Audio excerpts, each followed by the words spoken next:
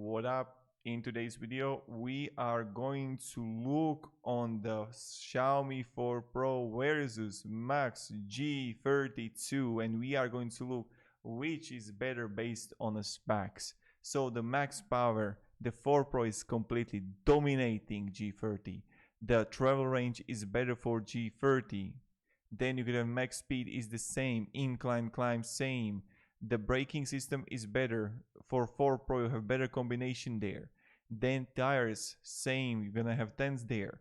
Charging time you're gonna have better for Max G30. Then you're gonna have battery capacity better for G30. The weight is better for 4 Pro, max load 4 Pro. So if you are heavy, this is the key, this is the way. The rider height, I couldn't get the specification, so I can't really say like which one is better here for their age and stuff like that. Then you're gonna have the frame material. This is better for 4 Pro. Affordability is tie. Then dashboard tie, speed moves tie. Then you have better measurement system tie, energy recovery tie, headlight tie, the tail light tie. The direction indicator, you're gonna have built-in direction indicator for Max G30, which is good. App connectivity is tie.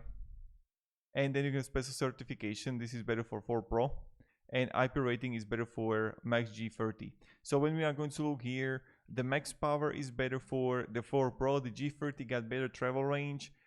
Then the braking system is better for 4 Pro. The charging time, also battery capacity, is better for the Ninebot. If you're heavy, like more than 100 kilos, the 4 Pro is going to be better for you. The frame material is better also for 4 Pro. And that's pretty much it. So these are like the primary differences. And the IP rating, the water resistance is better for Max G32. So thank you very much for watching and have a great day and goodbye.